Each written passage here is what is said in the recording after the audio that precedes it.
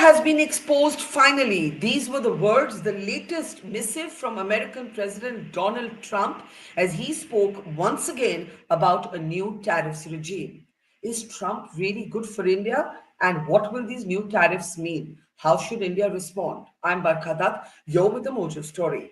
Donald Trump has been going fully aggressive on his plans to implement a new tariff regime, one that he describes to be reciprocal tariffs.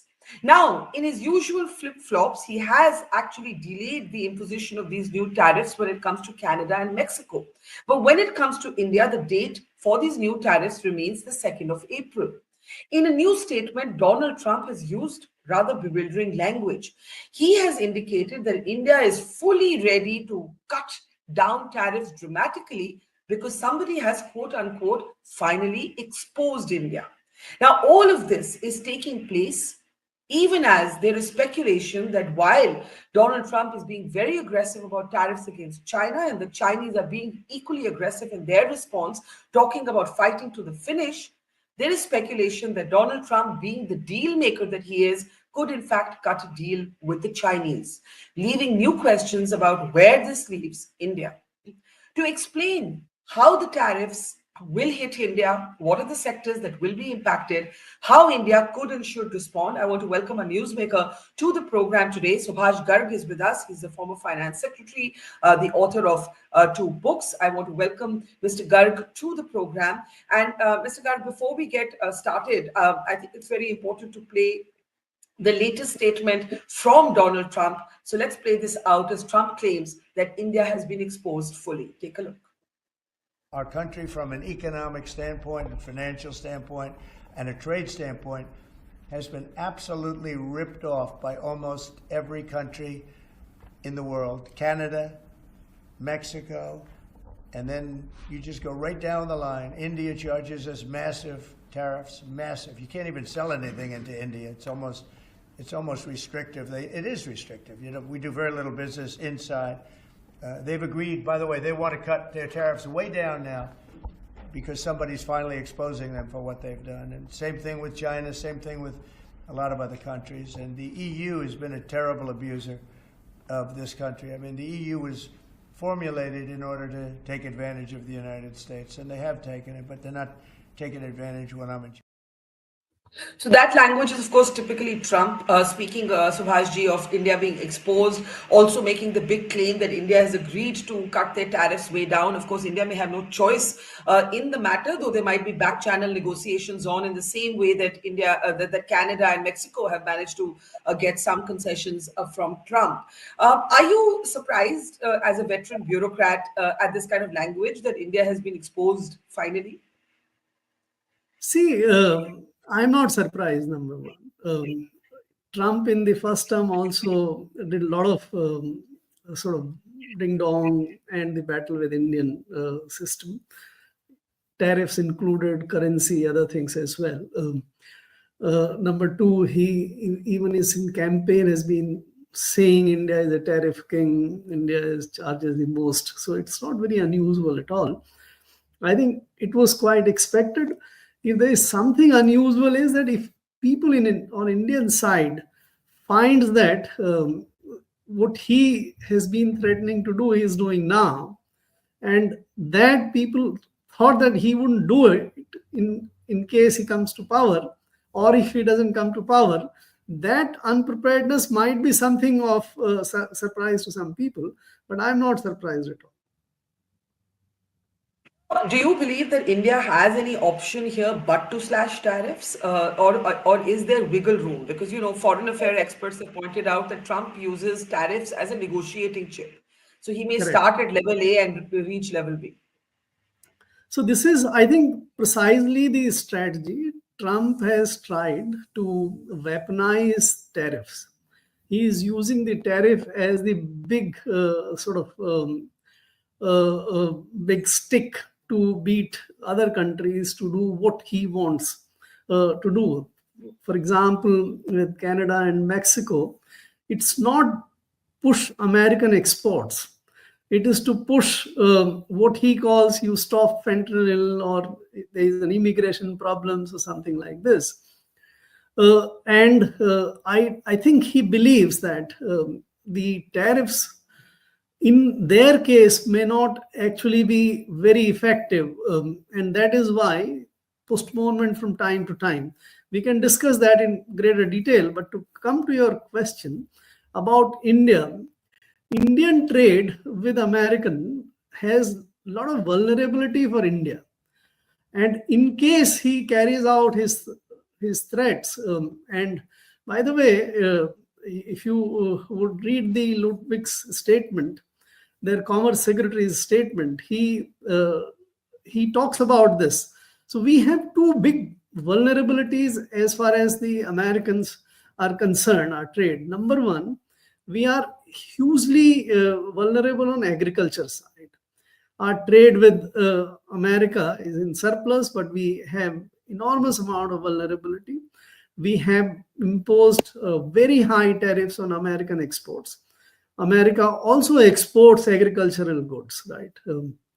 And that is where the big difference between American tariffs and Indian tariffs on agricultural goods, as well as what Ludwig referred about the non-tariff barriers. We put a lot of non-tariff barriers on American agricultural goods.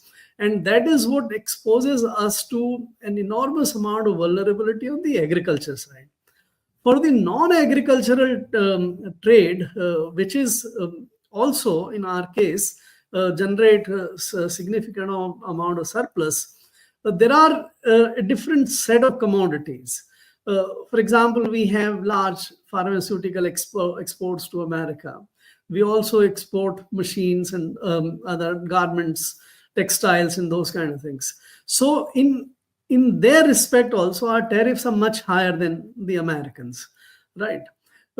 Even the computer, cell phones, which are part of the manufacture, so to say, there is a differential between the two countries' tariffs.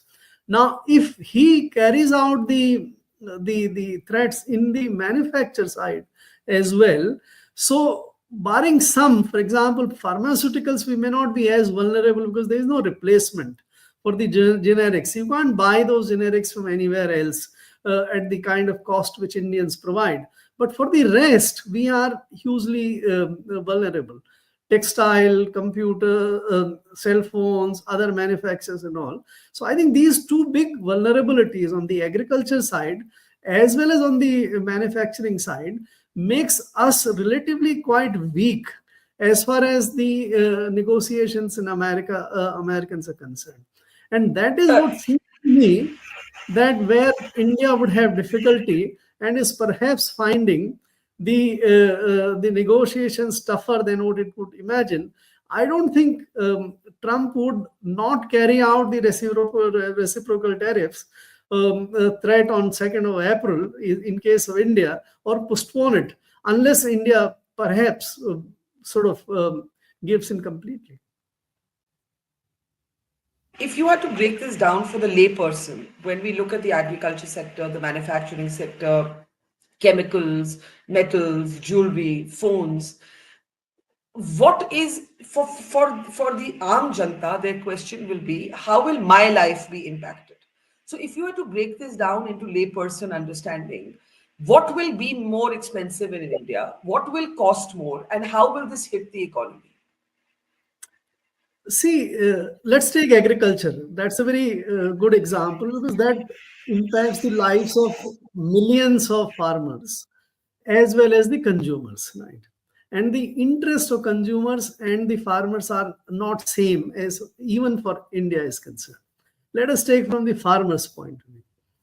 Let us take one product which Americans, it's the nature of the product itself, that Americans consume a lot of heart of chicken, but they don't like the legs. Whereas Indians have a lot of fancy for the tangdi kebab and things like that. So that is where the Indian consumers like. Now, for years, despite Americans asking us to open up the export of their legs, the chicken legs to India, the Indians have registered and have not allowed, fearing that in case the cheaper legs come from America, while the consumers will benefit in India, the poultry farmers will simply be sort of very adversely affected. That industry will be very adversely affected.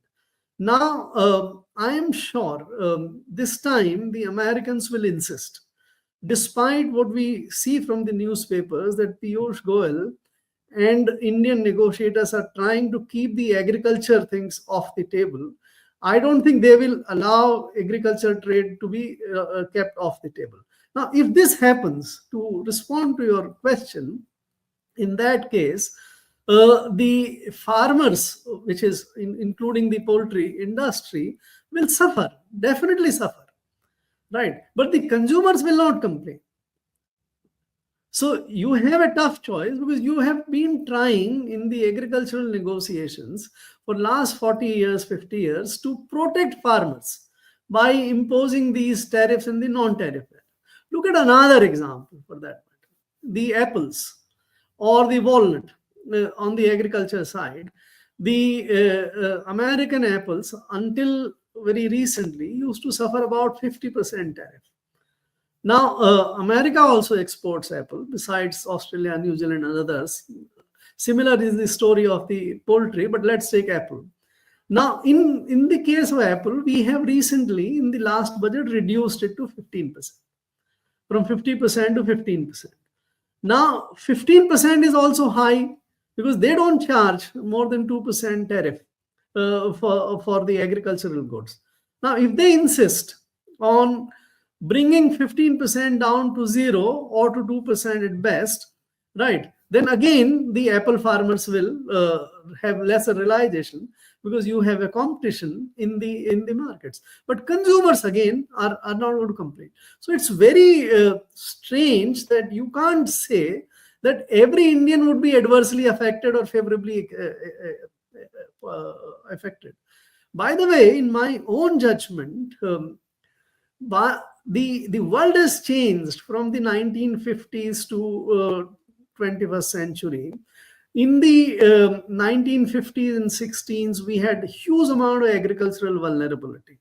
In cereals also, we were not sort of dependent. We used to import a lot of PL 480 wheat and other things. Today, we are actually a very large agricultural surplus country. We are the largest rice exporter. We also produce wheat, which is much higher than our demand. We allow these two things to be used for production of ethanol and all.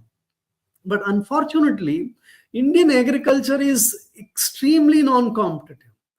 Despite giving farmers the prices in the form of MSP, which is virtually the world prices, and giving enormous amount of input subsidies on everything you name, whether it's water, electricity, seeds, loans, whatever you name, the farmers are still the poorest people in this country.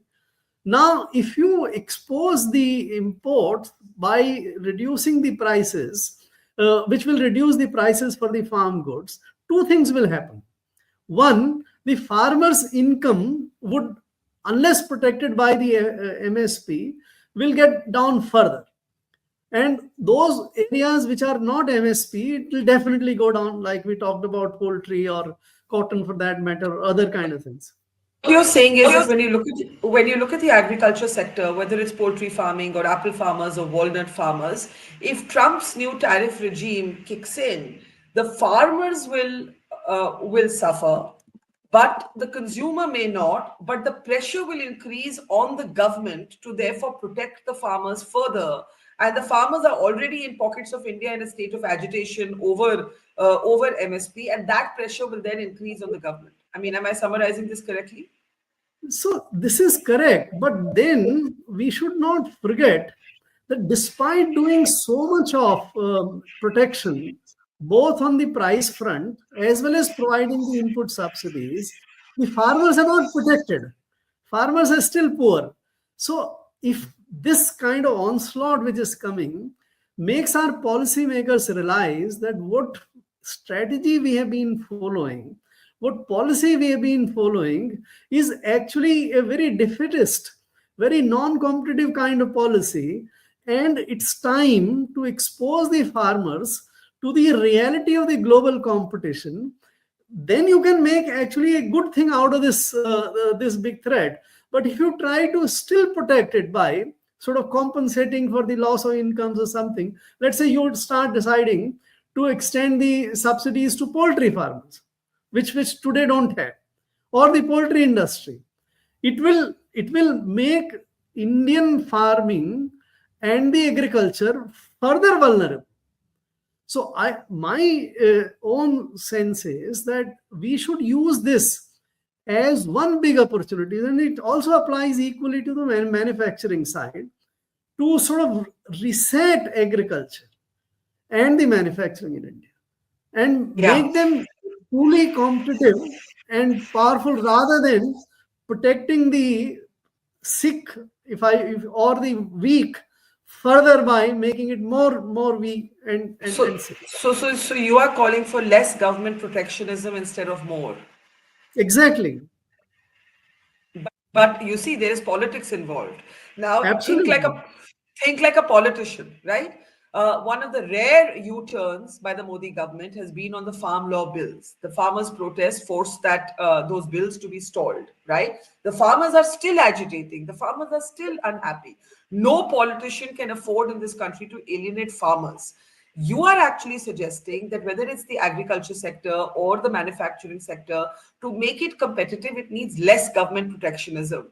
I am saying if the new tariff regime comes, the farmer is hurt. Which government will dare to say, free market kar do, jo hona hai hoga, this is the only way it will get competitive? I don't see this happening. I see the government's bill or spending on agriculture needing to increase to protect the farm.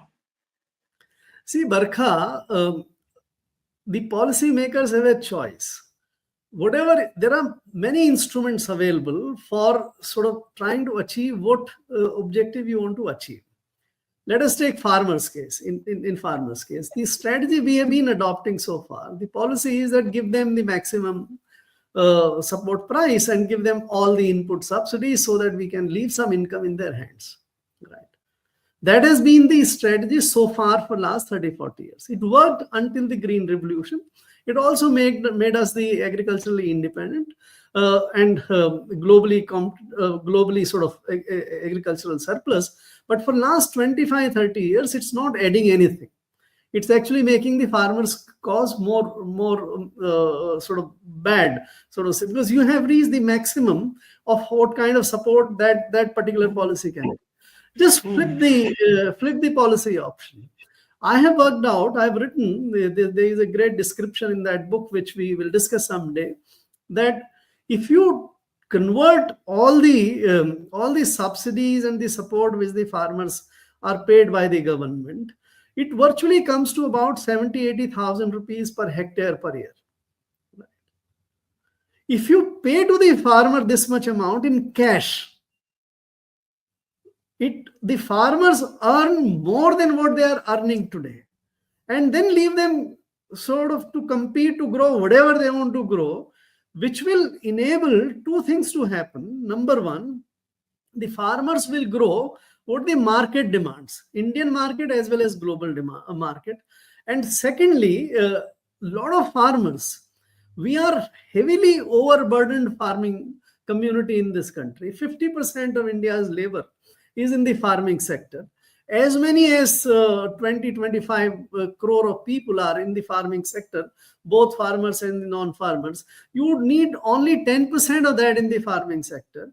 And since these kind of support systems are holding them on there, they are not moving on to do other kind of things in the services, in the manufacturing sector, and improve their earning. So you have to change the policy formulation. I know it's very difficult for the politician to do it. The politician looks for the easy option, something which doesn't in the short term create ripples unnecessarily. But you have the choice of keeping those policy on, but this time by further doing it, you're not actually helping the farmers. I don't think this will work. So sometime I think the times come when you have to take a very tough statesman-like call and change the thing for good for longer term. There would be pain, there would be agitations, but then can you do it? Something which is rational, which is sensible. Yeah, that's a very interesting idea that what you spend in subsidies you can pay in cash to the farmers and empower them, therefore, instead of making them dependent on governments. But I don't actually see this happening politically. That's just my instinct. I understand. Let's come to where's China in all of this, because China and impacts our markets. America and China in the middle of a trade war. The Americans could cut a deal with China because that's how Trump is. How should India respond? It- How do you see this? How do you see the China factor? See, American Chinese trade is very large, and they are so intricately connected with each other now that I don't think Americans can do at all without Chinese now. You see, why does anyone import things? So you import things for basically making your consumers consume those things which the consumers need, and secondly, to invest in what your investment plans are, right? So today, if you analyze the Chinese export to Americans, in manufacturers, computers,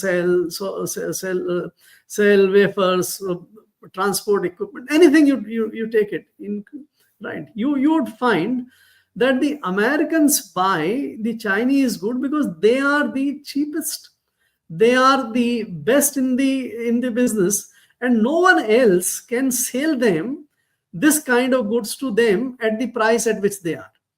Now, Americans have two choices. Either you decide not to consume those or not to buy them, right?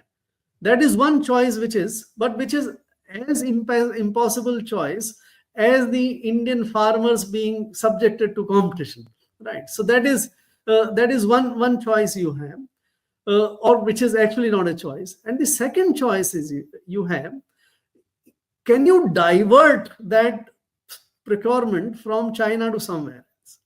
Now, if you don't have even a flexibility over there that somebody else can supply you that same very good at the same prices, then you end up doing what? Then you end up doing then you end up making your consumers suffer more. Suppose for China, he has imposed 10% tariff on certain goods and has further made another 10%, now 20%. So a trade is bilateral. So there is both sides. Now Chinese can decide to do a couple of things here. They have options. Number one, they may say that all right, we have the option of reducing prices, but we don't reduce prices. So we sell to you without reduction in prices, and then when it reaches America, since there is no competitor elsewhere, the Americans will end up paying more sort of tariff bearing that, and the American inflation will only rise and nothing else will happen, right? So this is the Chinese option number one. Chinese option number two is that all right, we will also subject your goods to America. America, by the way, is not a small exporter. Today, in 2024, it exported 2.1 trillion worth of mercantile goods, right? We export about 500 billion. American export 4 times of that, right? America imports also 3.2 trillion dollar of goods. That's a very different matter, and that's why they run large deficit. But they export all as well, so their exports are also likely. So Chinese can put it. Or the third thing is, so that Chinese do nothing, let everything go on. Let Trump sort it out as far as its impact on the Americans. So my sense is that the Chinese would more take the third position, that let us not do anything. Let us just talk, criticize this and that, expose, try to say that all right, we'll do deal. But what deal? If you go into deeper things, what is the deal America can do with China. Tariff is not an issue there. China doesn't charge much tariff. So you can't expect the Chinese to reduce tariff. Fentanyl, etc., are phony. These are not big arguments in any case. So what is the deal you do with Chinese? You can't do any deal. So finally, Trump will end up withdrawing these or subjecting its consumers to higher costs. Now, where does India come into this picture? You've seen Chinese foreign minister talking about a dragon elephant doing the dance again and collaborating, etc. So my sense is that what Chinese are thinking is that if, let us say, some tariffs come on Chinese good, but they don't come on Chinese producing elsewhere. So Chinese producers are producing in Mexico, in Canada, in Vietnam, in Thai, everywhere in the world. They are actually producing and selling to Americans. We also were exporting or are still exporting certain solar cells and all made from the wafers imported from China. So Biden did not stop this, but if Trump may stop that or may not stop that.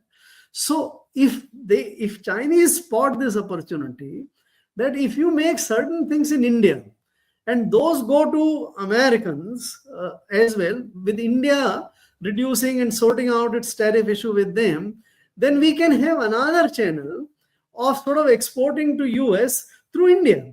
So that is why they have proactively started talking to India. But again, here we are virtually fighting with China with our leg tied up. We don't allow Chinese companies to manufacture in India, but we import a lot from here, right?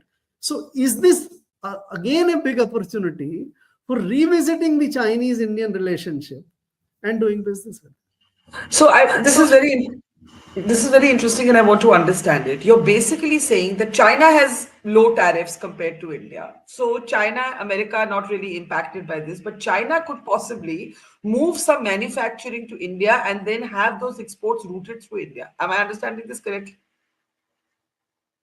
Opportunity to us to revisit our myopic policy of not allowing Chinese investment to take place in India.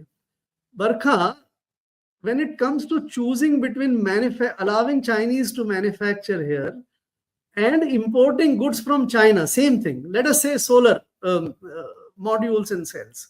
If Chinese companies can manufacture here, or we import the same thing from China. These two choices. Today we are exercising the second choice. Suppose you exercise the choice number one, allowing Chinese companies to invest and mix. Who gets better control over Chinese companies?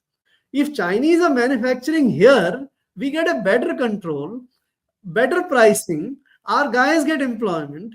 Then when we are importing those very things from China. But sir, you are looking at this through an economic lens. But there is a geopolitical dimension. And the geopolitical dimension is that for India, our biggest adversary is China. And as long as we look at China as our biggest adversary, can India and China come together? Because there are many strategic affairs experts who would argue that China's imperialism is an economic imperialism. Chinese domination of Indian markets, Chinese goods flooding Indian markets at cheaper prices than Indian-made goods. If the route you're suggesting that India and China revisit, come closer, that would be a smart response to Trump's tariffs. What about India's concerns about China as an adversary? There is politics and there is business, right? The politics is to get the votes from the domestic constituency. Economics is to get or improving the lives of people. If you embark or keep a strategy which you name geopolitical or whatever you like, those high sounding names can be, but at the end of it, it is domestic constituencies votes. That is all what if you perceive and you believe that you can get the domestic votes more by sort of doing the shadow boxing, or by having war, or closing their apps, or not allowing them to manufacture here. So good. You can have votes, but you will not have economic prosperity. The choices are there, right? You choose what you like, and every policy has consequences. So you are saying the smart choice right now is for India and China to work together. I would say we should be able to serve what our real interest, what our long-term interest are. So with respect to economic relationship with China, is making Chinese invest in India a better alternative than Indians importing from China?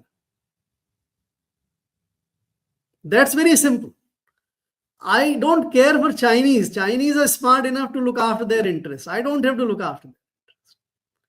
Can I look after my interest? That is the question. Am I sacrificing Indian economic interest on the altar of the supposed political interest? That Got is it. where, Got that. Lot to think about there. Finally, if you were in government today, if you were still finance secretary, what would be the first area you would be focusing on as Trump's tariffs were coming? see, I was still in government when we designed the first PLI, that is the cell phone. After studying the global market for cell phone manufacturing, 4 or 5 companies globally manufacturing about 80-85% of the global cell phone production. Right, that is where it came to. And the simple economics was that if you can compensate for their loss of profit if they manufacture in India vis-a-vis Taiwan or Vietnam or China, they had no problems in coming back, right? Coming to India, right? And that's what worked. So Apple shifted a lot of production to India. So I think we should think about the situation, the issues with that kind of commercial mindset. By the way, we have centuries of being very brainy traders of the world, but for some time we have mortgaged that ability somewhere else. So look at just one product, for example. Suppose you today, electric vehicle is one big thing where all the world there is a transition happening. The future of automobiles in electric vehicles. We don't have a technology. Our Tatas, etc., may try to do something, but there is very little of competitive edge which they have. There are two big guys, Tesla and the BYD of Chinese. There are other Chinese companies as well. Of the 10 best companies in the EV, 7 are Chinese, right? BYD is the largest company of making electric vehicles. So I would argue that we should have BYD come to India and manufacture not only for India but for the world, right? Like we got the Apple.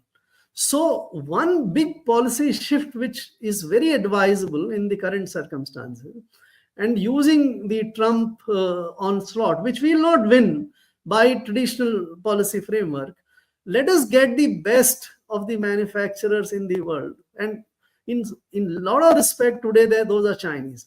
So in automobiles, let us say BYD. In solar side, they again Chinese companies, to make them come manufacture here. Enormously big scale kind of thing. That's one thing. Second, I think, as we have discussed it, I think this should have been clear. Agriculture, this is a big opportunity to make the complete transformation, a break from the past. Green Revolution got the production into the country and made us the producing bowl, and made us self-reliant, or Atmanirbhar, so to say. Today, the moment is to make our agriculture completely commercial and get 90% of the people out of agriculture and take them elsewhere. And that is why we must muster courage to get the agriculture scene completely changed from what it is today. I think the most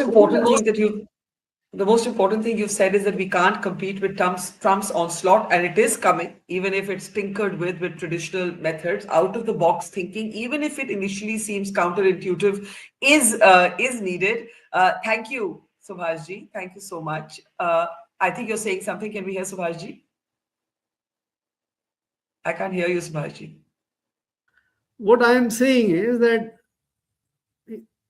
India is more vulnerable as far as Trump's tariff bludgeon is concerned, right? India cannot hope to get a reprieve. It's better to use this opportunity to do something right, rather than Absolutely. trying to avoid, evade, or plead. Okay. That's quite bluntly said. I hope people who have to make policy, and as your first book's title was called, We Also Make Policy, are listening. Thank you so much, Subhashji. Always a pleasure. Thank you, sir. Thanks. It's great to see you here. Thank you for watching our work. If you haven't subscribed yet, don't forget to click the bell icon and subscribe to Mojo Story and support independent.